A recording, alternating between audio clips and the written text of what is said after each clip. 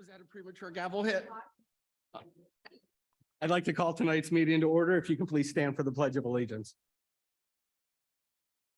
Pledge allegiance to the flag of the United States of America, and to the republic and one nation under God, indivisible, with liberty and all. Rachel, can you call roll, please? Absolutely. Dorfler, Here. Rick, Here. Pecmo, Ferraro, Herbert, Norris. Present. Wow. And junior council member. Well. Thank you very much. We are going to start off tonight's meeting with the police department swearing in of the new officer. So I will turn the show over to Mayor Fedek.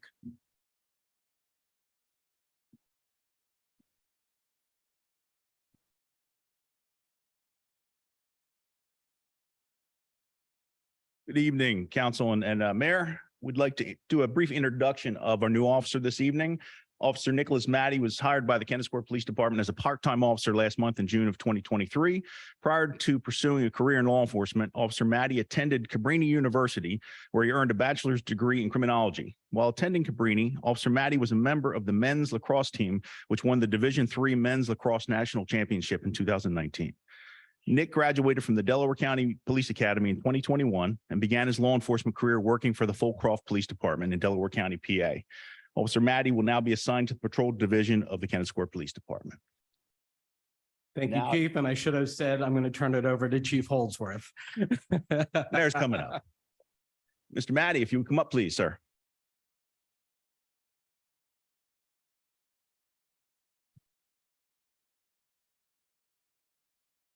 You have somebody that's going to hold the Bible.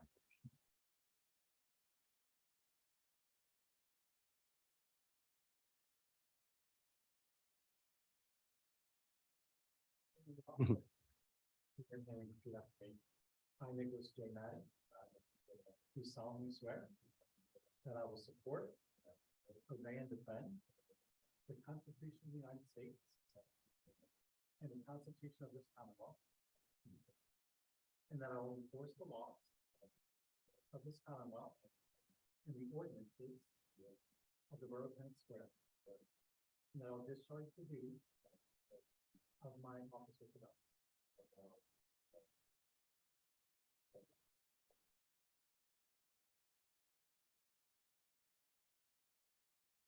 Look, I'm just need you to sign this real quick.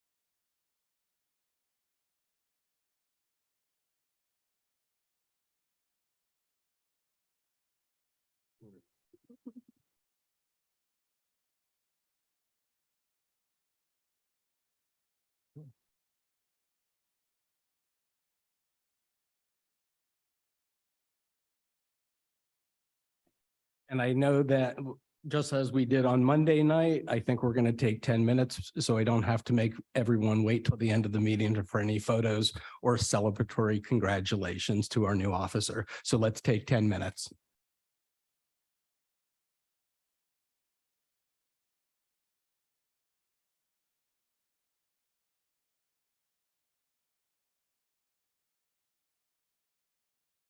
Call the meeting back to order.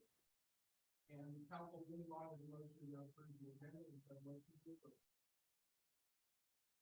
I will second. And the council. Favor the agenda, aye. Aye. Opposed? And we will now move on to public comment.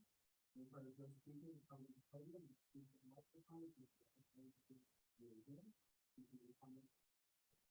And be respectful of Borough Council and the public. Oh, come on, John. Oh. John Thomas, 406 South Broad Street. First thing I want to say is that congratulations, new officer. When I interrupt you in every meeting, if you listen to what I say, I do not try to harass you or bother you. I have a reason for that. And the other day when you approved that Apple Alley closure, when you close one road, you cause a problem on another. And there's a terrible problem on Church Alley and Cypress Street. And that's all I was trying to get through to you was somebody's got, and I've told Matt, and Matt's looked at it and he agrees with me. When you come out of that drive-through window at that bank, you can't see. There's a burr bush in the way. All it's got to do is take that one bush out and you're fine. But if not, you're going to have an accident there and somebody's going to get hurt. So when I interrupt you, usually I don't tell lies. I make mistakes. And if you remember, I'll apologize for a mistake I made, but I don't tell lies. So when I say something, it's either the truth or a mistake. And it's more of the truth than it is a mistake at times. So I'm not trying to harass you. I'm trying to think ahead. When you prove that, you caused the problem. And all I was trying to say is think ahead and think of the consequences of your actions. So, and that's all I wanted to say. Thanks, Mr. Thomas.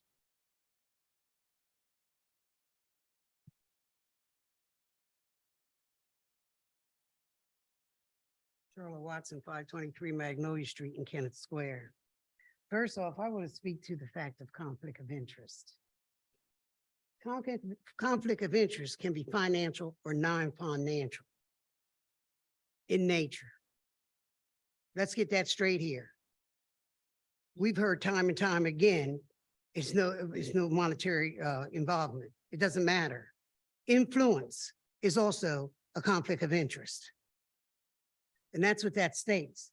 To maintain transparency, any association which can be perceived by others as a conflict of interest must be declared. A conflict of interest occurs when an individual's personal interests, family, friendships, financial or social factors compromise his or her judgment, decisions, or actions in the workplace. I think you better start looking up conflict of interest because you've been sitting here listening to something that's not true. And it was dittoed by your attorney, according to the statements that were made. I didn't say I hear the attorney say. According to the statements that was made and read here, you was advised that, well, you were wrong. And I think you owe the public an apology because there've been some votes here that shouldn't have took place. And people voted who shouldn't have voted. And I called skullduggery. And I want to go back to this too. Doug, we had to go back to October 2022. Oh yeah, got the dates wrong, but don't hold me hostage. Oh my God, I got more than that at home. I got more than that at home. And they can be called official because I am an expert. I can be a qualified witness on any stand. And I never said I was going to sue you because you'll never know when I sue you. But I tell you what you can be sued for. And that's our money. That's why I tell you. And we can lose relationships professionally through some of the people who work with you. We did that before. We lost insurance company, Crum and Forster, because you say the council was wrong. Now, the thing I want to tell you about besides that is the fact that these four things that got the profit were, I put a star so I wouldn't go all the way around, Kent Park, Senior Center, Library and Collaborative. So that was something additional from 2022. And I think it was $180,000. I'm not sure now. I didn't write that down. I'm going from memory for that. And they got a good size of that. Now I want to speak to the library. You got a Taj Mahal in Kennett that the citizens didn't deserve to have to be put on them. If they want to build something that looks like a stadium that maybe a baseball or football team should have as their little concession stand, then they should have been prepared to pay for it. We can't afford it. Even if we're upper middle class, we can't afford it. I'm telling you, and I'm upper middle class. My taxes can't stand another thing on them, 0.2 or 0.0. Even a mention makes us shiver. So what about the people who are just holding on by the skin of their teeth? What about us senior citizens who are retired and thought we made it because we got where we want to be, at least to exist as we, fade out? You're threatening our existence. It's not fair for you to ask all that. Now let's talk about the reality about the libraries. They're not in the running for the most popular place today, so I understand why you have all those other amenities. I don't have no problem with that. But you can't build something like that to come from a library our borough owned originally, and then turn us into trying to keep the Spectrum alive or Wachovia Center. We can't do it. These individual households can't do it. It's not fair. So they're going to have to be innovative and think of their campaigning and how to do their funding, is what I'm saying. Even if they go on the referendum, it's not fair. And if they do, then we're going to lobby for you to go on the referendum, excuse me, not the referendum, for you to introduce an entertainment tax. Because 120 seats is not for free every day, and it's put there for a reason. We need our money too. So I think you better go ahead and start planning the people and get your agenda on who's going to come in and talk and act and do whatever, so you can charge for those 120 seats, because we can't keep that monstrous thing going. If a big place like Genesis couldn't keep them 2 buildings going, we can't keep that going. And we haven't even begun to dig into this. So we can't keep doing that. It's not fair. And I thought we had library on something once, but I could be wrong. But my brother said in Kennett Township, where my mother lived, there was something in some years with something on there that, some kind of contribution. That's very important to me. I want to say this to you in leaving. Number one, you cannot build a town on a bunch of people who are not related and don't have relationships. As you continue letting people build and buy and put in rental properties, it's killing the spirit of any interaction or family or any sort of social activity in which we're going to know one another, so we can respect one another and want to get out in the public and see one another. You have disturbed the diversity that used to be in our town center. A town center is devised so everybody in the population has a chance to go there. We are building things that don't even provide goods and services. We don't have any more room for housing. We don't have any more room for people. Our streets can't take it no matter how creative you try to tell us you're going to be. And Cypress Street doesn't have any traffic on it, so we'll make it 2-way. We heard that up here. Must be crazy. Cypress Street is like a freeway. Whoever come up with that dumbness was dumb. And I'm going to ask you to stop having people come up here when you want to promote something that sound even sillier. Because we're tired of hearing about the trail, the bike. We're tired of hearing about, come on, talk about how come that pool's not open 7 days a week. Talk about how you can say we can't do that another time to our citizens because it's not fair. Please start thinking about the citizens. We haven't heard that one time coming from this board. And you're supposed to challenge your peers when they come up with something that sounds ludicrous. You're supposed to say, that's unfair. We can't do that to them. We haven't heard you say that. Thank you, Ms. Watson.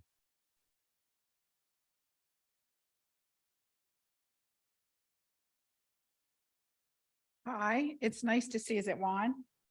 Juan here, but his name isn't listed, or am I blind?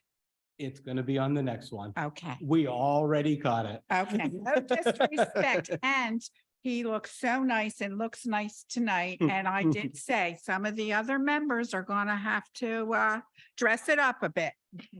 But Thank you, Mr. anyway. DeFleur. I just want to make a comment about the brewing company. And I can you don't just know. identify yourself for Oh, the minute, I'm sorry. even though we know who you are. You do? That's not good. Sandy D'Antonio, 220 North Broad. I think that it's nice to see all the people in town and whatnot. Is there any way that we can get the gentleman that owns that property or couple to trim back their bushes a lot? I do take that road sometimes, that alley, and it is difficult to see, but there hasn't been any issues in the past. They can go through the library part, well, excuse me, the municipal parking lot and go out the other road if, you know. Mhm. So what time do they close though on Fridays? Do they close that off? Did they comment on that? It was 5 to 10. I thought it was 5 because I would drop my mail off and Mhm. come around. So, Mhm. I mean, I think it's good for Kennett, I have to say. So I think that's good. And I also want to say, I think the fundraiser for Dreamcatcher is great. So that's all I have to say. I'll be repelling. You'll get my email to donate. Thank you. Thank you, Ms. D'Antonio. Any other public comment? Ken Edwards, 412 Meriton Street, and I love bumping into things. I don't know if with the construction going on down there at the corner of State and Mill, if anybody has looked how close that entrance to the underground garage is 1-2 Mill Road. And the fact that when people come out of there and go on there, there's only going to be room for 2 normal sized vehicles when they get to the traffic light. I know that question was addressed when we first talked about it many moons ago. And I was just wondering why people didn't think of that. One, was there a traffic study done? My guess is maybe. And I don't know who did the traffic study, so I'm not going to question it.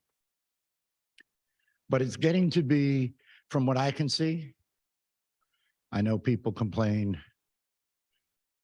about some of the other buildings that were built here. One, the library. Everybody complained about it, including myself at first. But if you want to know what that building is going to look like, similar, very similar, go up to the beer distributorship.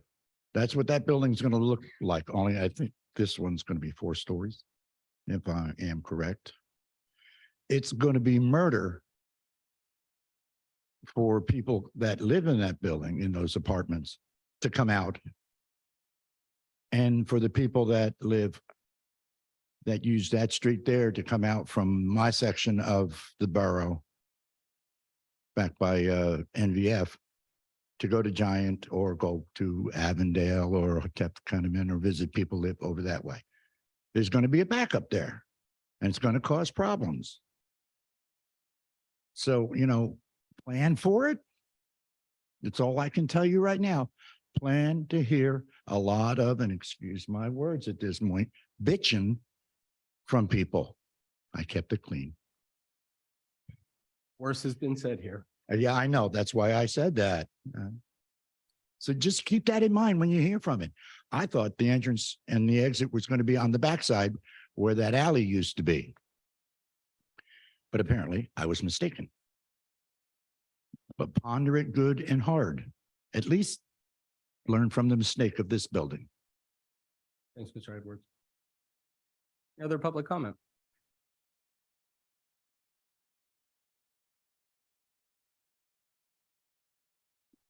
Good evening, Jeff Yetter, Kennett Library, 320 East State Street.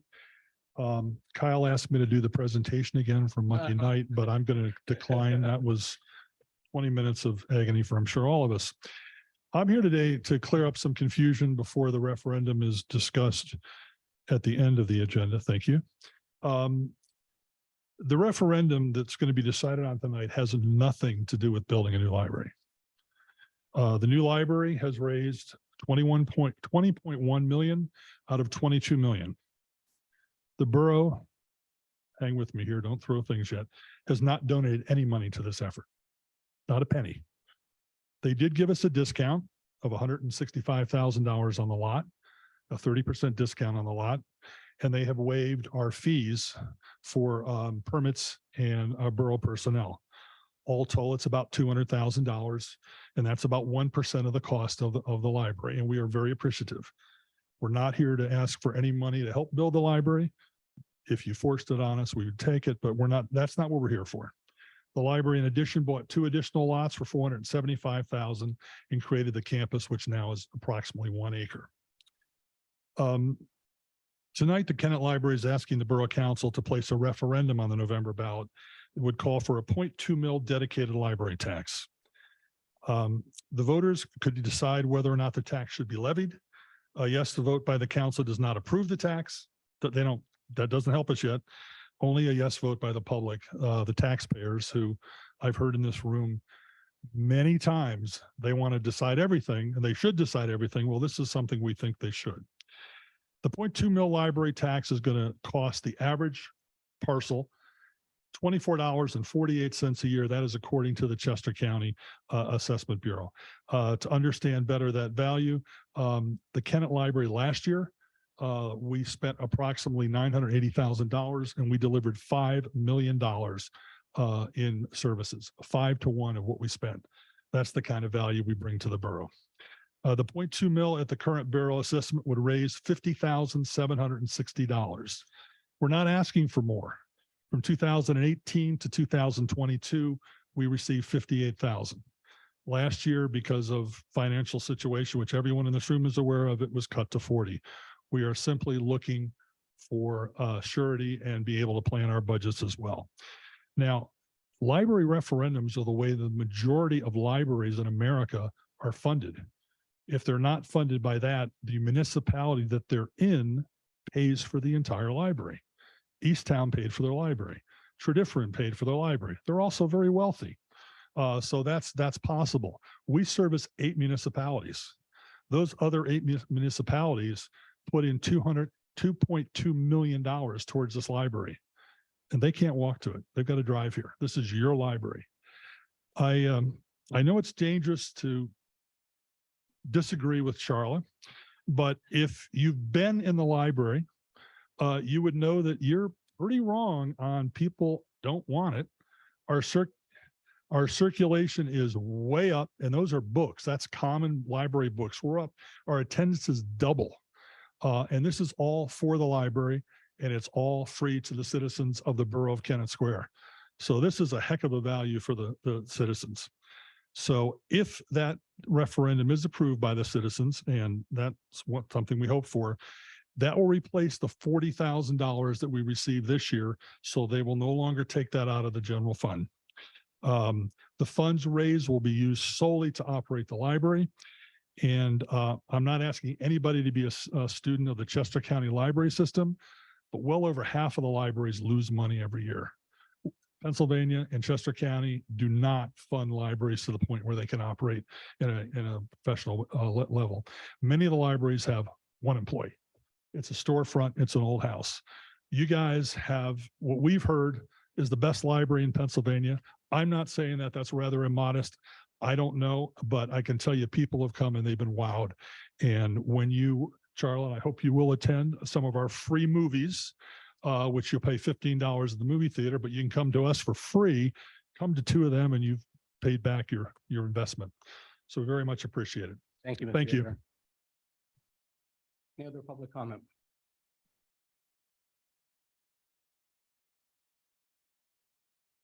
Jeff's taller than I am. Good evening. Since he didn't give the 20-minute presentation, I have a little more time. Okay, so my name is Barbara Cairns, and I live at 215 North Garfield Street. First, I'd like to applaud council and the borough manager for tackling tough realities this year, probably longer than that, but it certainly came to light for me on knowledge of capital projects that needed to be addressed.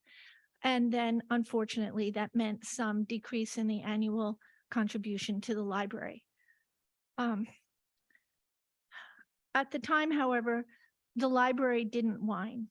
We respect your decisions to do the tough work for the important things that need to be done for our borough that were deferred and not addressed earlier.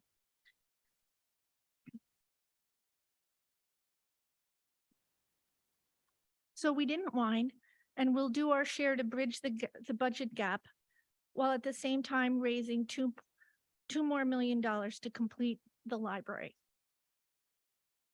It is a lot of glass. It is large, but it's about what happens inside of it that's important. So as Jeff mentioned, everyone is invited to come see what that's about. They will. The library leadership will also be doing what it can to complete its annual campaign, and a future endowment to run the library.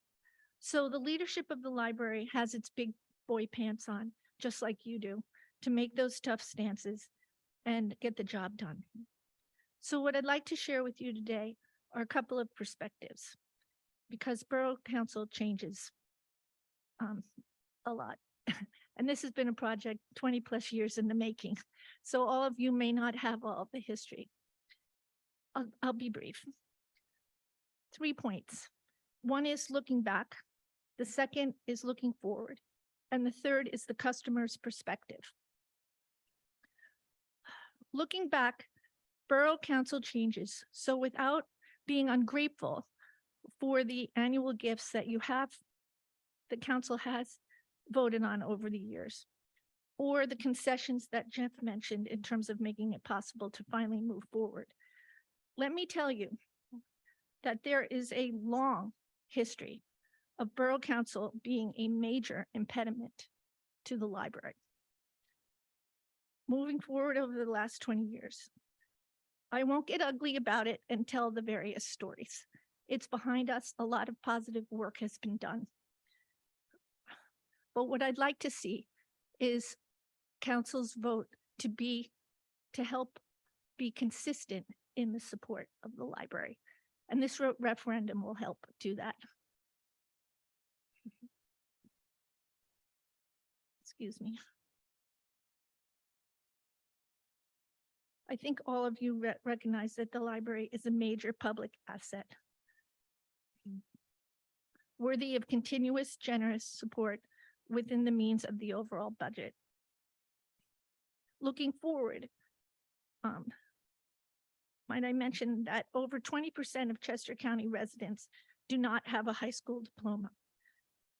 It's an important point for employment and being able to maintain a quality of life. The library offers services for education when people age out of the public education system. It offers the services for adult literacy, for English as a second language to get jobs. You know some of that, but you may not know the new partnerships that the library is forming with workforce development, that with Longwood, with Chester County Hospital, to advance people's quality of life. So the library isn't your grandmother's library. It isn't the old library. It's very much a library of the future and a resource for our community. And if you don't want to plan for a good library, you can look to literacy levels at the 3rd grade to plan for prisons.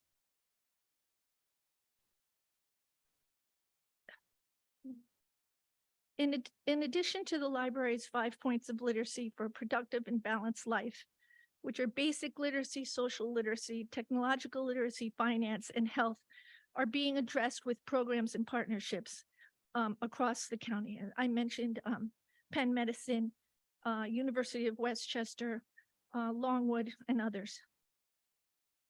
These programs will advance our community and our citizens exponentially.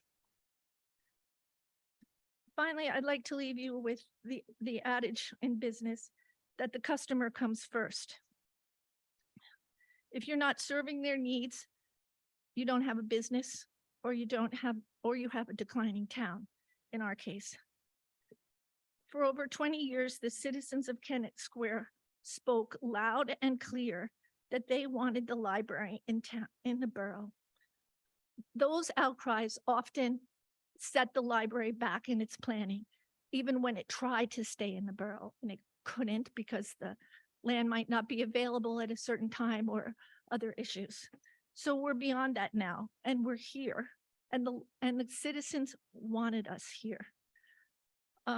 So now we need to make that service consistent. And as Jeff said, you're not voting to tax the people tonight, but to give them the opportunity to put that on the referendum and for them to decide. But what you would do tonight, and what I'm asking you to continue to do in the future, is to be consistent in the support for the library, because this is a tremendous asset of services that, frankly, the borough can't take on otherwise, and neither does our high school or any other program in town. Thank you, Ms. Karen. Okay. Can I just say that I, there, I I do like to stay consistent, so I do need Okay. you to bring this around. okay, Thank you. Okay.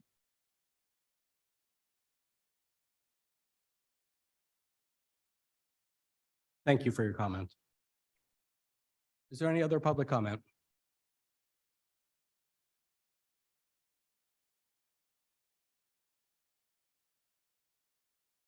Hi, my name is Dan Rodriguez. That's my wife, Tara Fay. We just bought a house in 709 Mason Ave in May. So we just moved here. This is our first time here ever attending anything. So yeah, we live right around Mason Ave. And the only thing we really like it. We love everything here. Everything so far is great. The only thing, only comment I would like to bring up is I think it sounds like there's gonna be discussion about capital improvement. And the one thing I think would be really useful and probably pretty cost effective is just to make the walkability from that, the southwest part, like up north, up to, where the business is right now. Like that's one thing that quickly popped out to both of us is it's like an uncomfortable walking up. Like where the gas station, like where that gas station, like right over here, right past the gas station, there's like you either walk up busy streets that are very loud and you just get a lot of kick up from dust, or you walk up like side streets where there's like parts, there's like no sidewalks on some of the other streets. So that's it. That's all I wanted to bring up. Hi, my name's Dan again. And it would be nice if the walkability like north up from the southwest part of the borough is improved. That's it. Thank you, Mr. Rodriguez. Thank you. Doesn't look like there's any other public comments, so we will move on to the consent agenda. Is there a motion to approve the consent agenda? Motion made. Any second? I will second. Discussion from council. There being none, all in favor, say aye. Aye. Opposed? Motion carries. Consent agenda. And Mr. Yetter, we're already at the end of the action items. So I know you said waited till the last action item to get to the library, but everything else was on consent. So ha. All right, so we are now at the item from Monday night that did require a little further discussion, and that is considering the 0.2 mil referendum for the library tax.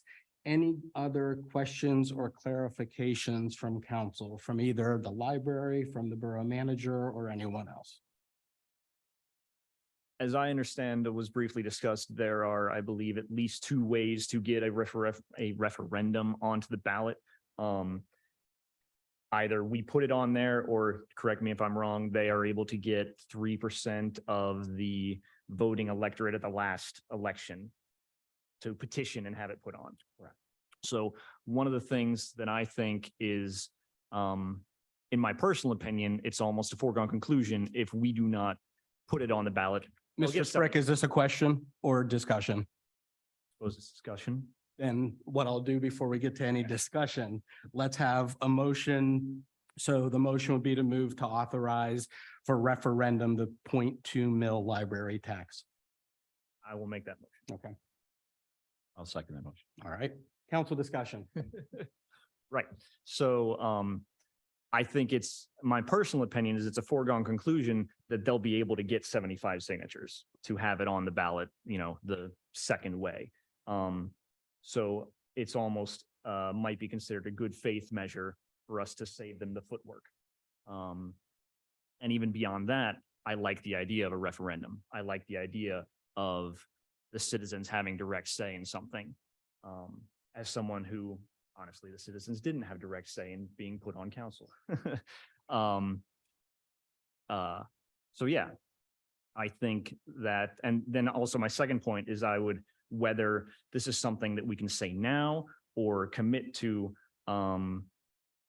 if it does get approved in November, to make sure that we adjust our budget come voting in December to decrease it by the 0.2 that would be added via the referendum, the overall tax burden. Any other council discussion? I just want to reiterate for the 12th or 14th time that I am on the library's fundraising committee, have no material interest. I do not believe I'm breaking the law or doing anything undue, incorrect, illegal for the 14th time. Is that correct, Mr. Solicitor? Thank you. Any other council discussion? I guess I just have a question, around this maybe a legal question of just what it would look like to want to change that, right? Things are always going to get more expensive. And so, that the number right now will probably have to go up eventually. So I'm just curious what it would look like. Is that another referendum just for logistics sake? I don't know. The council can increase without a referendum. If you want to retract it, you have to have another referendum. That's the way the statute.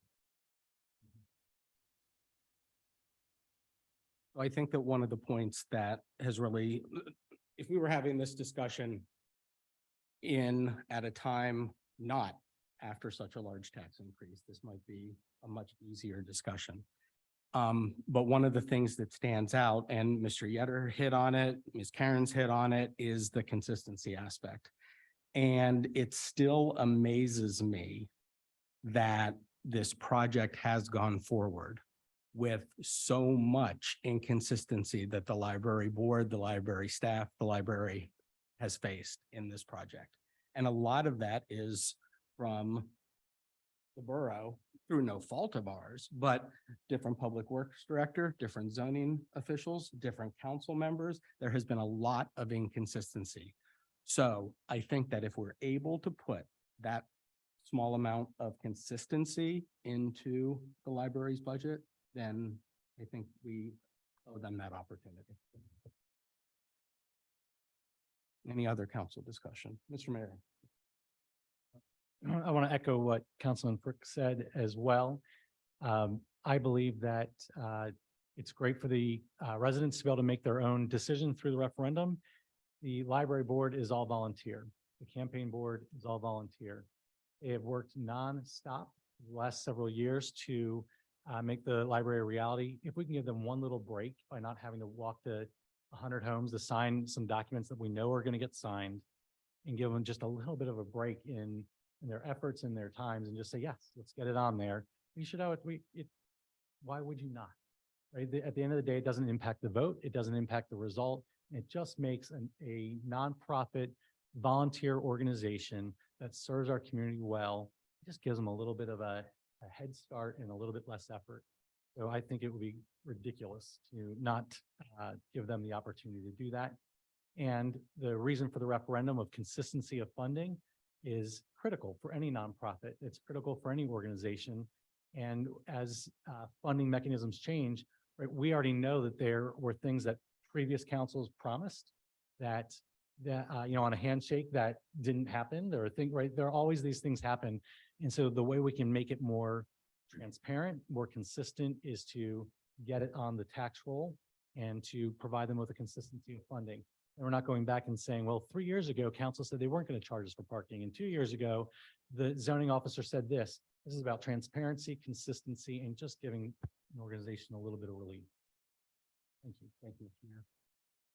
One thing I would just add, is that I think, we as council probably need to make it an effort to try to bring consistency across all things. I mean, it's not lost on us that there are certainly other organizations that probably also need that level of consistency among some of their fundraising efforts as well. So I feel like, that's my challenge with it, I think, is just that there are other places that need some of that, and, love books, love the library. But, that's my other thought of it. There are a lot of probably need that level. There's something to think about kind of moving forward. I agree with that for sure. And this is one way to do it. And as we did with Kappa, doing a 5-year contract in the budget with the contribution we give to them. But yeah, I totally agree that both of those and even other ways of getting consistency and guaranteed deals, we'll say, is something for council to continue to work at. Anything else from council? All right. There being none, there is a motion and a second to authorize the referendum for the 0.2 mil library tax. All in favor, say aye. Aye. Opposed? Motion carries 4-0. All right. Yes, Ken. All right. It's going to happen every time, and drop it. Want a little extra help from the community. I can't answer that question, Ken. That's the door opener. There's limited items for things that can go on a referendum but anyone could come to can submit the request. So, If it passed, then the door has been swung open and propped open. And any, thank you, Mr. Edwards. just remember that. So we'll move on to the approval of the council meeting minutes, and it looks like June 5th was in our packet, so I'll entertain a motion to approve the minutes from June 5th. So moved. All right, second? Also discussion? I would request, Mr. President, on page 2, under the fire and EMS paragraph, it's the 5th line down, and it is, quote, about $500,000 per year. And that be corrected to strike the about and replace it with $456,973. Is that good? Thank you. So with that said, with that addition, any other additions, deletions to the minutes? All in favor, say aye. Aye. Opposed? Minutes are approved. So that's the end of the action items for tonight. We are moving to our 2 Wednesday workshops. So Kyle, I'll turn it over to you to kick them off. Sure. So the first of them will be a discussion of the naming of our new Red Clay Park. Just to reiterate for everyone, this is a zero cost impact to the borough, zero cash flow impact to the borough. The question here tonight is, what's the name for it? What are some of the processes to go through to solicit input to do that? So I want to welcome Christina as one of our partners to lead that discussion. Thank you, Kyle. Hello, everybody. Good to see all of you again. So today I'm here as the Executive Director of Kennett Trails Alliance. I am not dressed as nicely as our most esteemed junior council member. Apologies. But what I'd like to talk to you guys about today is how, as a community, we can come together to name the new demonstration project that's happening at Red Clay Park. As I talked about on Monday, this is the community's park. This is for everyone to enjoy. It is to bring people together. It's to have a place where we can all enjoy nature right within the borough limits. So we think it's really important for the members of the public, the borough, to have a role in deciding what they want to call this place that will be theirs. So that's what I'm going to talk a little bit about today. We can go to the next slide. Just to refresh everyone about this, this project seeks to assess the potential of converting all of the green space between Anson-Beanickson Park and the railroad into a public space for everyone to enjoy. To kind of make sure everyone knows what we're talking about, once again, that's the park area on the right side of the screen. I still have to do that L with my left hand. I don't know how that's possible after over 40 years, but here we are. And then the important thing to note is that this is really also part of a larger connectivity effort. I heard connectivity mentioned by one of our newest residents here in the borough. We are in the process of, over time, building a 14-mile trail loop that will connect East Marlborough Township to the north, all the way down to Delaware in the south.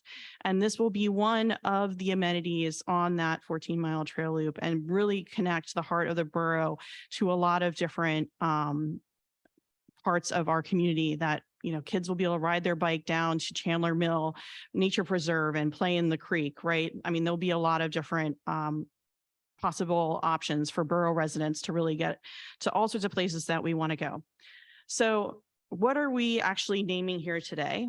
And you know what, I was really remiss. I want to introduce all of you to Natalia Santiago Vasquez. She is the Director of Community Outreach and Programming now for Kennett Trails Alliance. We are so lucky to have her. So she's here with me tonight. And she comes by way of the Chester County Emergency Services organization, and actually helped do a lot of outreach during COVID to the Hispanic and migrant communities in terms of vaccines and COVID awareness. So join hopefully everyone in welcoming her to this meeting. So sorry, Natalia, for waiting till slide 5 to actually say that. But what are we naming here today? So I want to be really clear about what we're looking to name. We are not looking to name that huge, all of that green space. We are really looking to name specifically this asset that we are building within that larger space. So think about it this way.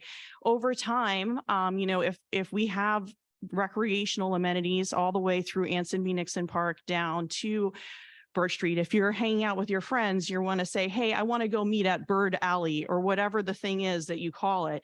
That way there's actually like a location that people can tie to for knowing like where we want to go. So that's what this is about. It's really about naming this demonstration site. The larger name for this space will be a matter for another day. So we're really focused on the project itself. So let's talk a little bit about that. Just so that everyone's aware of the actual location. To the next slide. This is the demonstration project is going at the corner of Cypress and Dalmatian. And that is a look of the schematic drawing there. You can keep going. Included in the project, as you guys have heard many times from me, will be a completed portion of the greenway connecting from under the Cypress Street Bridge all the way to the pedestrian bridge. There will be a creek access down into the creek. One of the exciting things about this project, and something that was not affected by any of the decisions that have been made in the last week around the budget of it, is its accessibility. So people of all mobilities, children of all mobilities will be able to actually access the creek that is being designed specifically to allow that. So there will also be nature play areas, stormwater management, lots and lots of native plantings that are going to be going in. Next slide. And these are two views of the Stony Beach that everyone will be able to get down to. One is looking south towards the pedestrian bridge. The other is looking north to Cypress Street. This is a rendering of what that access point will look like. You can see that there'll be a plaza area where people can gather, and then also people can get down to the creek. Just some different renditions of this. And this is another one looking towards it. This is what the Greenway spur would look like coming off the Greenway. So we're really excited about where this is going to, how this is going to develop. Next slide. These are some of the flowering trees and shrubs. And the reason I'm showing all this is that as we think about the name, we want to sort of think about the site itself, what will be there. So this is all native plantings that will be being put in. Next slide. So there's some great, instead of putting lawn back, there will be a lot of perennial wildflowers being planted to really attract a lot of native butterflies and insects back into the borough.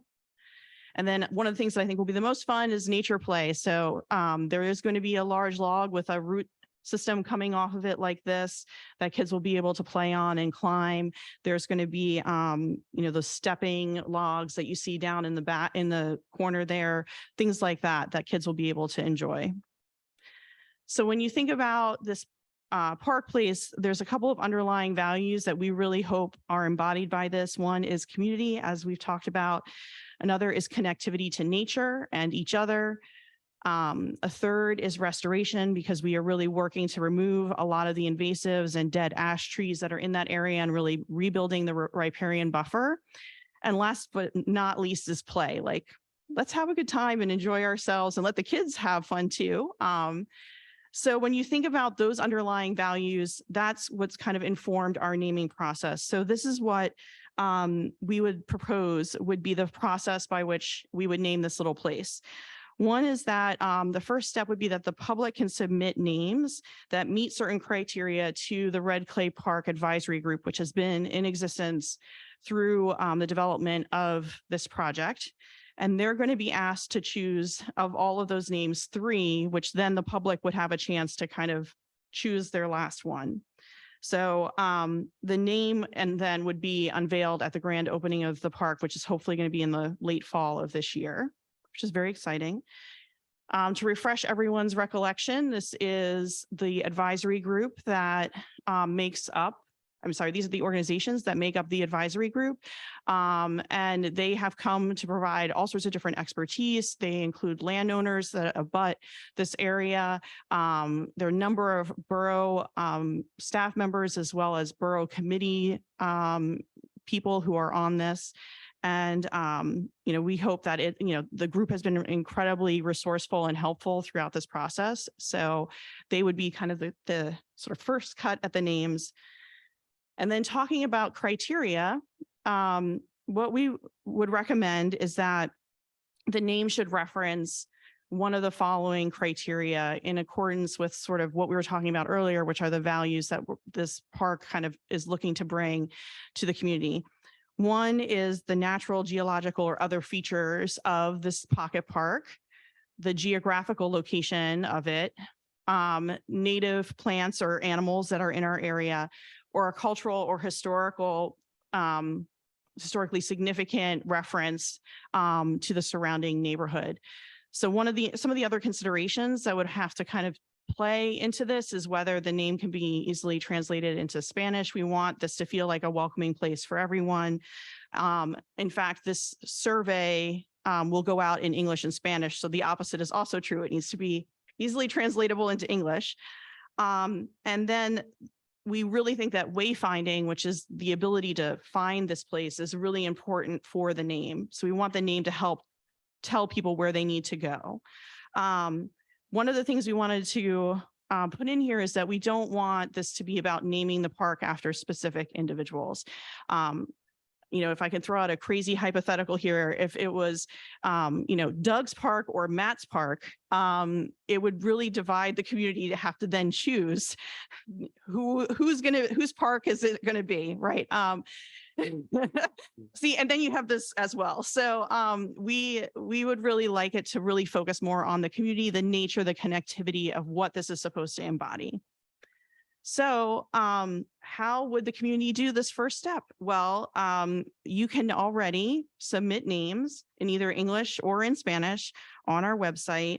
You can give multiple suggestions. You could fill out this form many times if you have lots of creativity. We were hoping to have this open through the end of the month. And then here today, Natalia has some. We have little cards with QR codes in English and Spanish, which can take people directly to naming or providing input on the names of the park. So she can pass those out if anyone is interested. I'll talk briefly about next steps and then maybe we can discuss, or if people have questions. So the next steps, we're really close. I can't believe I'm saying this, but we are getting there. We are coming up to construction. Contracts are going to get signed. And then we are actually going to have a groundbreaking on August 10th at 5 o'clock. There will be activities for the kids. So we hope to see everyone there. And then construction will begin. And we hope that if all goes well and weather cooperates, the space will be open in the late fall. And then, as I mentioned on Monday, there is a maintenance plan that is getting developed and will be handled by Square Roots for the next 5 years. So that's where we're at. Any thoughts or questions? Tweaks? That was really helpful because I wasn't sure if we were establishing the process tonight or not. So the fact that it's spelled out is very helpful. I think that anytime I see public requests for naming places, I think of that boat, that Bodie McBoatface. Bodie McBoatface. And I'm just waiting for Parky McParkface. So If you want to submit that, I Doug, you would can. love to hear all the blooper submissions. Council, any thoughts or discussions? Again, this isn't an action item that we're taking, but anything that Christina or Natalia can help out. I have one question for the public. How many of you with children feel guilty for never having put in this much thought into a name? Holy cow. And I would ask too that, this has been multi-stage. We've gone through the safety, the construction. You showed a lot of slides about what it's going to be. We are past that point, so let's stay with the name for this discussion. Any thoughts? It's great. Thanks for including the community. Great. Any questions from the community regarding this process?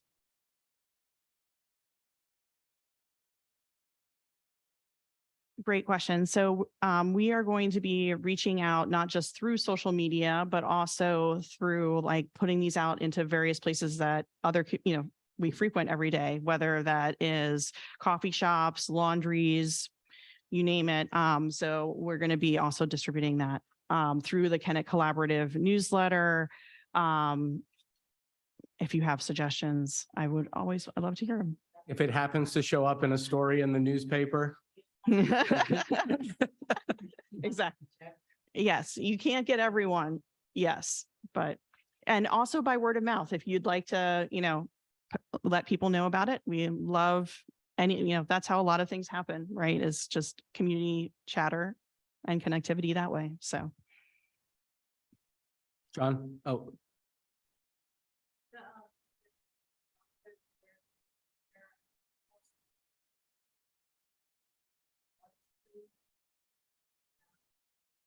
Yes.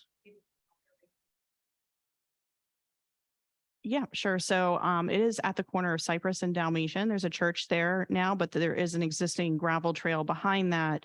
And that is where this project will be occurring.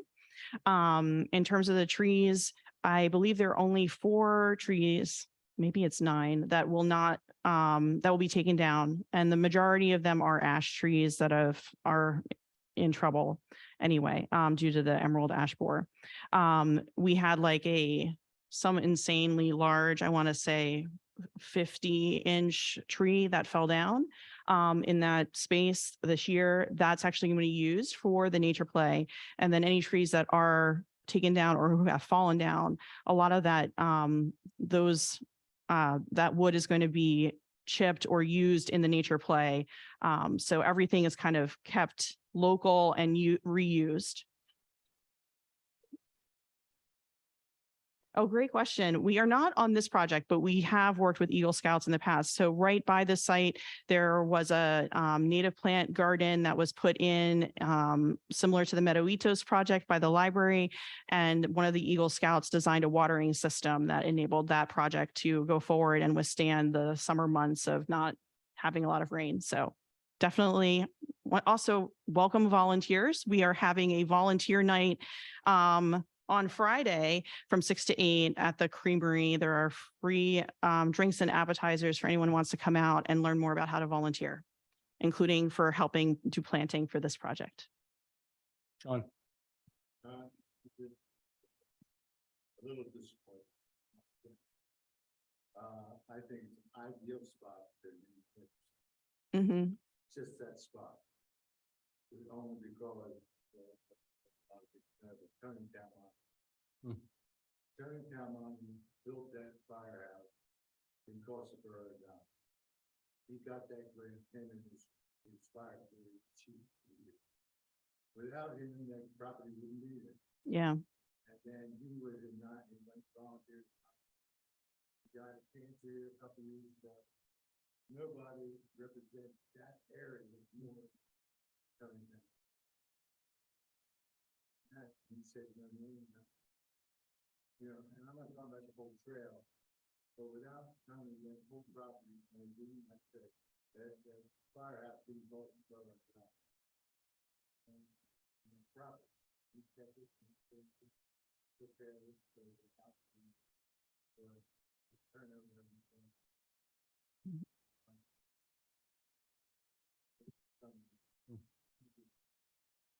That's this point.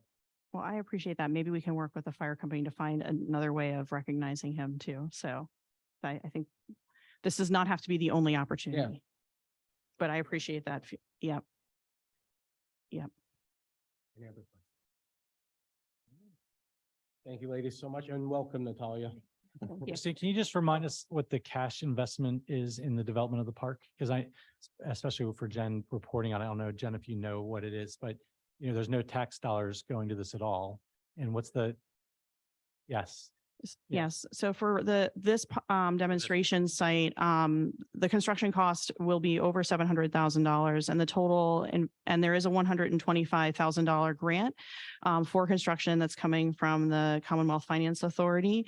But overall, the total cash investment from Square Roots will be over $1 million. Thank you both. Thank you. All right, and we're going to wrap up with the capital improvement plan. Yeah, so thank you for that last one. This is the second year that we're really focusing on this. I appreciate that someone is specifically here for it. I did not expect that, but it is important.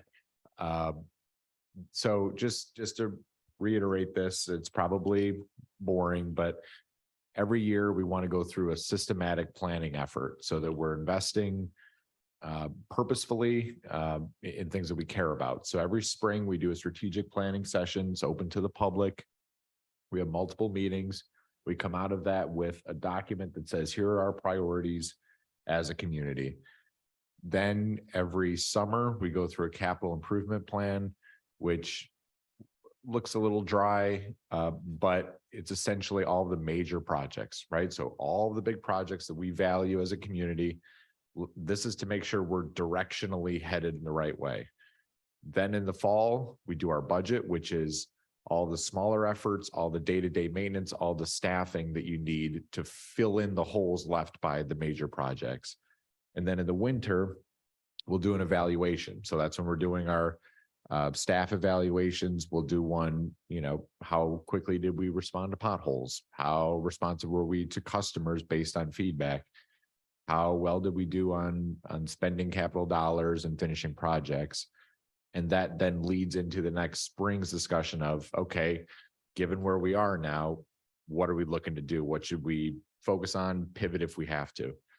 So the discussion tonight will be aided a bit by the fact that we went through this, last year, and many of the projects that were prioritized last year have been either finished already or in process. So part of the consent item tonight was the approval of, depending on where the county grant dollars come in, I think between 7 and 10 roads. So that's repaving. That is new money from the tax increase that flowed out of last year's strategic planning effort, which said invest in infrastructure. So this is a follow-up year 2 of doing this. This is a first draft. Again, it's to get a directional sense. Are we missing something major? This will come back to council again. It will go through our finance committee, and hopefully it'll go through a new infrastructure committee that we're creating, right? There's a lot of money being spent there. We want something that the public can go to just have an additional check on things before they come to council.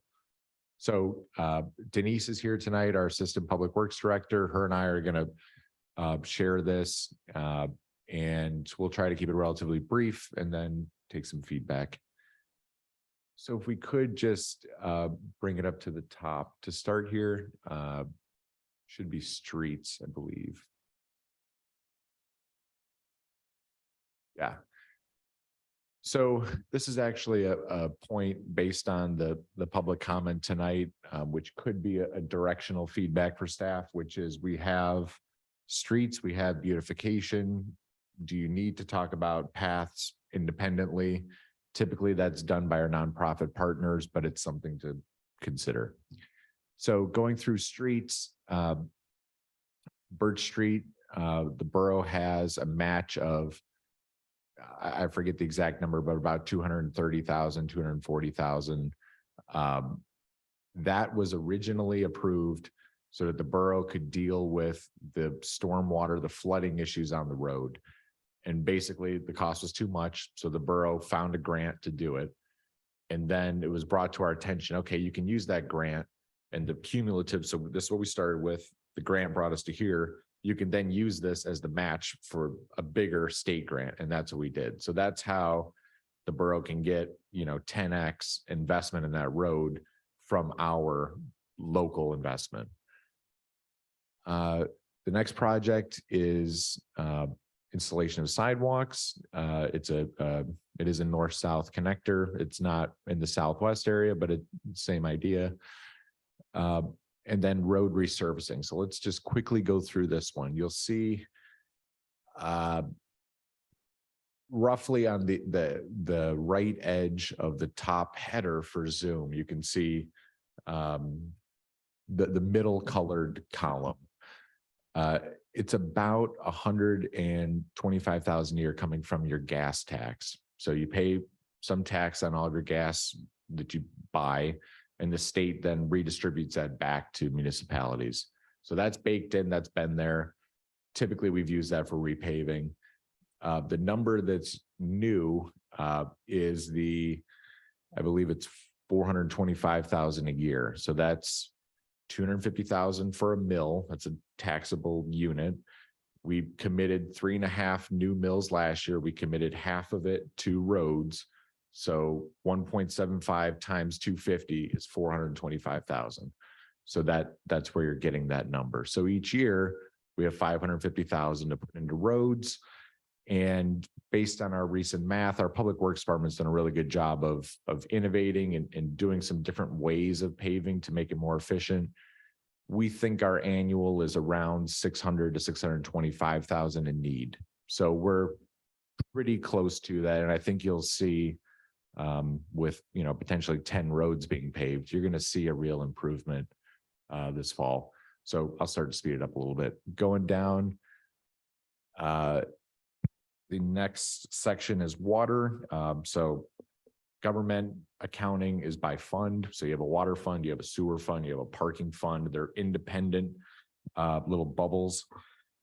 Quite a few of these are main replacements. We're looking to invest in turning over our water meters. It's a little bit in the weeds, but essentially our staff is going out and checking meters every month. It's a lot more efficient to put a little, Verizon piece on it that sends it to us. So we don't have to do that, right? They don't have to go and get bit by the random dog in somebody's yard. But to do that, a lot of the meters had to be replaced so they can accept the chip. So it's a little in the weeds, but essentially, can we get a little more efficient and spend a little less staff time on that? And a big part of that too is not only the staff time, but I don't know if anybody here has experienced a jump in their water bill that, you have a toilet leaking for 3 months and you find out at the end of those 3 months, and now you have 200, 500, whatever extra dollars to pay. So with this system that we can put in this radio read system, we can catch your leaks immediately and notify you within a week instead of 3 months later. It's a great point. Yep. And then the last item here before I turn it over to Denise is just trying to be good partners, right? So we've noticed that a good number of our fire hydrants don't work as well as they can. So how can we invest in that so that our companies have the best equipment that they can, so they can send the most efficient truck, right? These costs cascade, they build on each other. So I'll turn it over to Denise to start with sewer. All right, so the big ticket item for sewer is our wastewater treatment expansion, our plant expansion. We are in the midst of planning that. It's a 5-year plan. It will cost us, we estimate it's going to cost us about 24 million. I want to say, yes, 24 million. So we're working right now in preliminary planning and engineering. So next year we hope to put about an additional 80,000 into engineering to help move that along to add capacity to the plant for any future development in the borough and around the borough.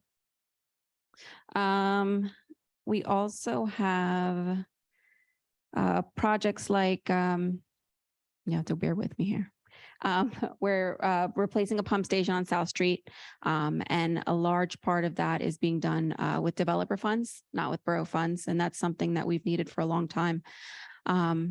We're hoping to upgrade the SCADA system at our plant, which basically helps automate our plant and helps with staff time so that, right at the current moment, if we have an alarm go off for anything, that staff person has to come in and has no idea why they're coming in, and they have to figure out the solution when they're here. With this automated system, we'll be able to basically they can check everything remotely and respond to things remotely as well, which will cut down on staff time. We'll be doing things like pipe relining. We're starting that this year, and we're going to follow the paving schedule so that we're not ripping up roads that we have already paved, which we've done in the past. And then, we have a couple of projects on here that we are either getting ready to start or finished up. So the terminal waste sewer main, we are getting ready to put that out to bid next week. And the West South Street sewer main replacement, we've already finished that. And the last piece of it is paving, which will be done hopefully next month. So moving on to buildings. You want to take that one? Sure. It just is a backup step here. You'll see the colors on here. We'll put this on our website. You probably need a little more time to go through and digest it, but basically the colors are assigning what funding source is paying for it. So if you make a repair to the garage, it's being paid for by your parking fees. The parking fees are not paying for the road reconstruction. It legally has to be separate. So we'll put it on. It takes some time to go through and digest it, but the other caveat is not all of these projects are funded. So you'll see there's quite a few gray here. That means we don't have funding for them yet. But the purpose of the document is to get everything that could be needed, short of gold roads on here. So at least we're thinking about it, and maybe it needs to be a grant. Maybe it needs to be some other source of funding. And then just quickly for the media in the room, the borough is not committed to paying for the sewer plant expansion. I just want to make that very clear. That's what the estimated cost is. Borough's not committed to funding that expansion. So just the buildings section is the police station construction, which is largely funded by grants. We've talked a lot about that. We're hoping to get a vote to authorize financing and construction here in September. So that's getting pretty close. Basic repairs and maintenance. There is some question of tenant fit out, and really that's going to be a question for each of the applicants that we get, and how to fill the space with stable, good income and good partners here. It's a great asset. We just have to find the right people for it. Going to parking. The first item is potentially adding an exit gate to our garage and or entrance and exit gates here. So the thinking is the garage arms are much more efficient than having people go and check each individual car. We have had some backups in people trying to leave after bigger events. So it's an expensive item. We may not end up doing it, but again, it would be nice to have it. It may help some issues. So let's at least talk about it. There's the potential to have parking here at this building, but really, I would advise that we figure out who our tenants are first, what our, space needs are, and then go from there. Basic upkeep of the garage, right? So a few years ago, maybe it was 1 year ago, we had a pretty significant investment that was needed. I think it was $400,000 or $500,000. Correct. So the thinking here is let's start to set aside money, $50,000 a year, knowing what's that. Yes.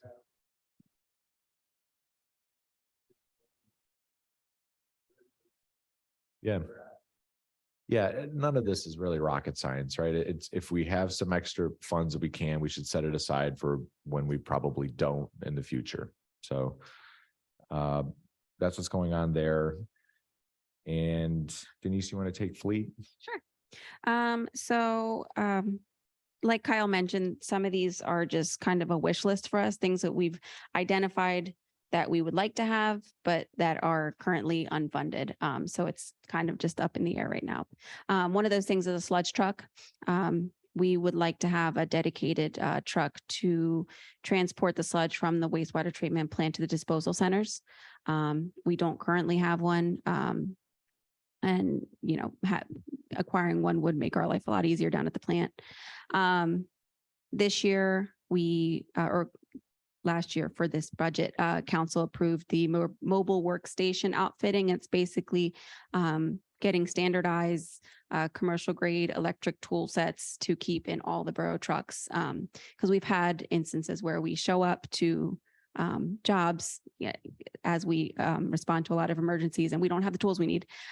So that's very helpful. We're in the process of doing that and equipping all the trucks with all the tools that they need. And that will help our employees respond to any and all type of emergencies. Miniature fleet creation. So we'd like to purchase a UTV to be used for things such as snow plowing, the sidewalks. It could be used for smaller things, transporting things across town instead of having to use a larger truck, which would help cut on gas costs. A miniature excavator, which we purchased this year, something else that was approved for this budget year. We're just waiting to receive it. And that will help us cut down on costs because we currently get contractors out anytime we need to excavate. So being able to do that ourselves will cut down on a lot of contractor costs. Another wish list item is public works trucks. We'd like to replace aging public works vehicles. It was supposed to be done regularly on a schedule, but due to budget constraints, we haven't been able to in a few years, and we're starting to see the bad side of that, the negative side of that on the operating budget as the cost of maintenance has gone up tremendously on our current vehicles. Oh, and then replacing aging police vehicles is on here as well. Denise, quick question. So you had mentioned we contract out for the excavating trucks. If I say the wrong thing, I apologize. Do we do the same thing for the sludge trucks? Or is that something that Secra does or? So we currently do have a truck that's able to do it, but we'd like to have a dedicated truck for it. It's something, we have a truck now that we're able to use it for different things. We'd like to have a dedicated truck to be able to do that. And then it would also help us because it's like a large, it's like a dumpster, it can hold dumpsters. So we can use that for like our cleanup, our cleanup days. We can get our own dumpsters. It basically could open the door for a lot more use. Okay, thanks. So getting close to the end here, just a quick discussion on parks. So we're really lucky on the parks side that we have a lot of good partners that handle a lot of it for us. We wouldn't be able to do all the things we do in the borough without Anson B. Nixon and Kennet Trails Alliance, just because of our budget and what it is. Something that we started last year was using, and this is a year-to-year decision for our council.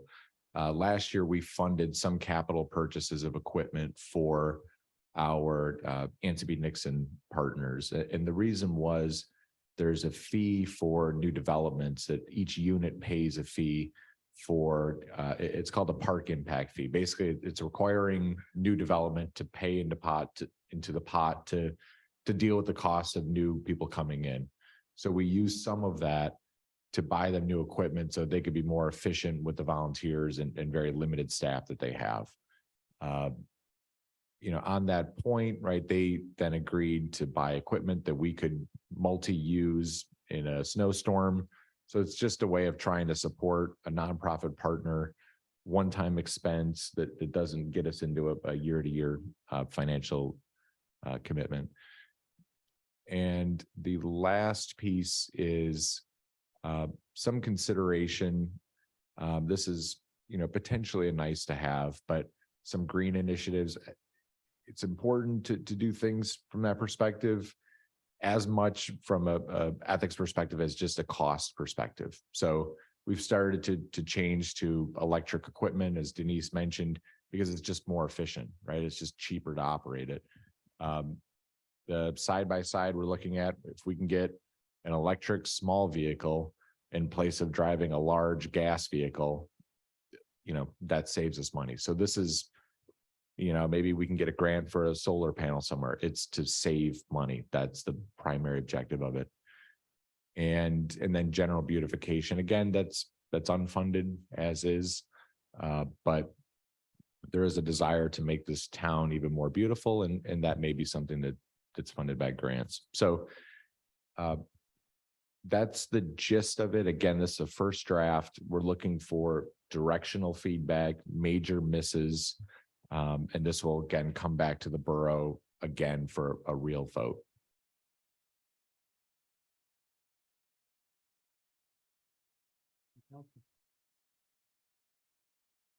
Just for everyone's benefit, Kyle, why are sidewalks, failing sidewalks, crosswalks on some of our busier roads where they've worn out, and trees, clearing of trees, especially on sidewalks and in public ways?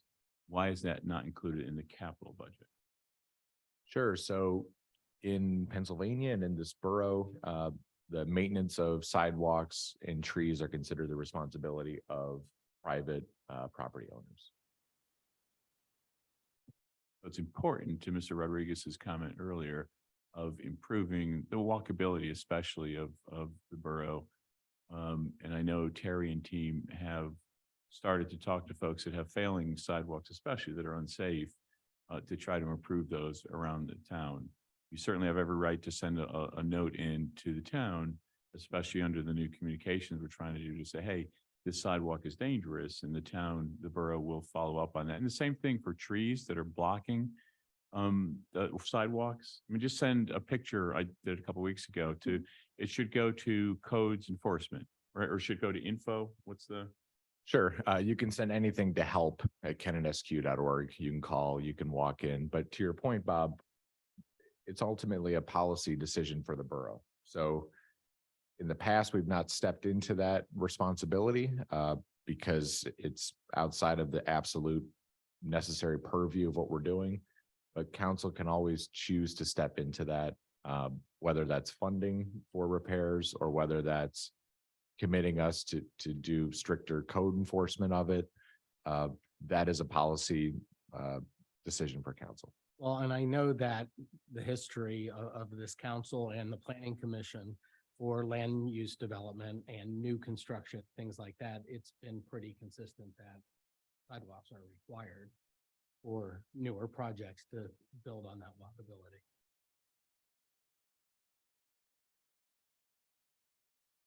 Anything else from council?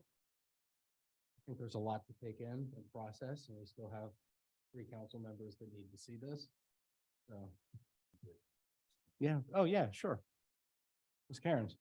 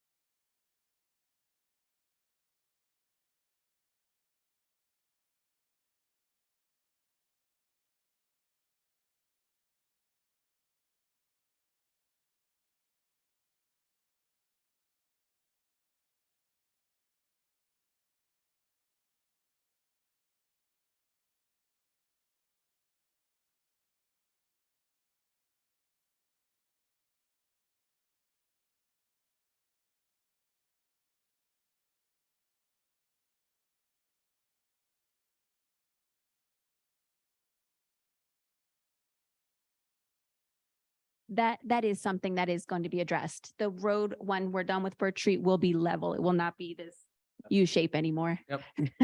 Thanks, Denise. We'll put it on our list.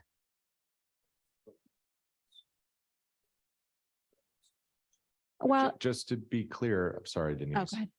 We repair roads based on what an engineer's perspective is on the quality of them. So we're not doing it for one person versus the other. So we'll let you know what the status of, yep, I'm just, Yeah. I'm with you. So, yeah. Yeah. Mr. Okay. Antonio?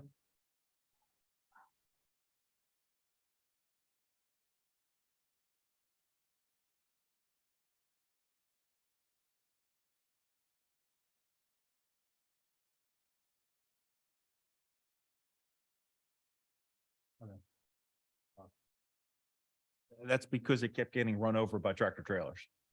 Yep. No. No, they can't.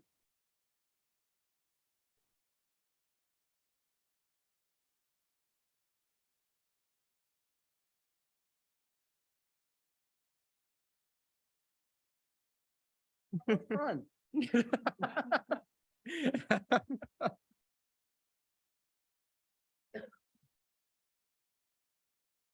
Yeah. Sure. Sure. It's fair. Any other questions on it?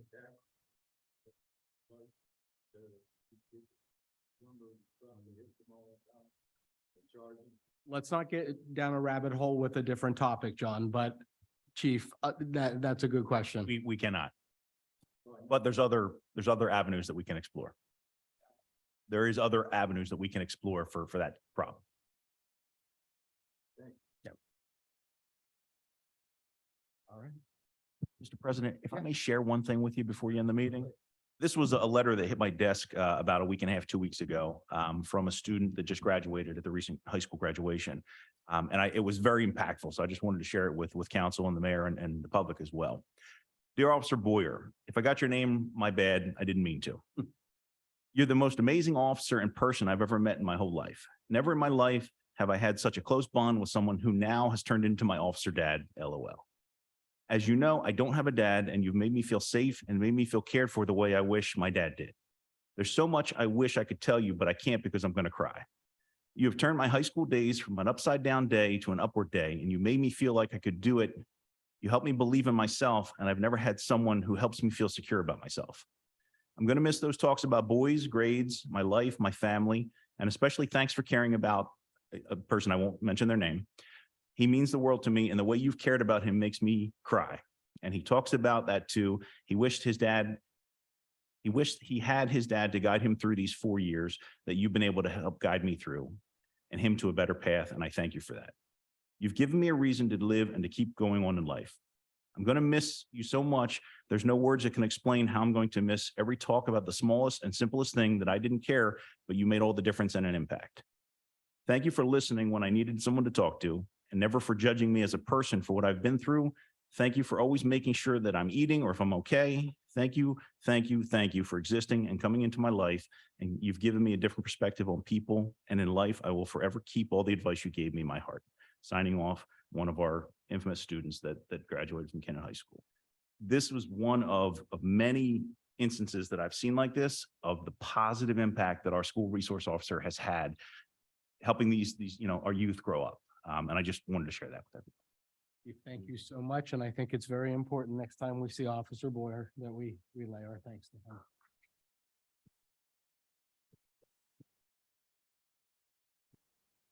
All right.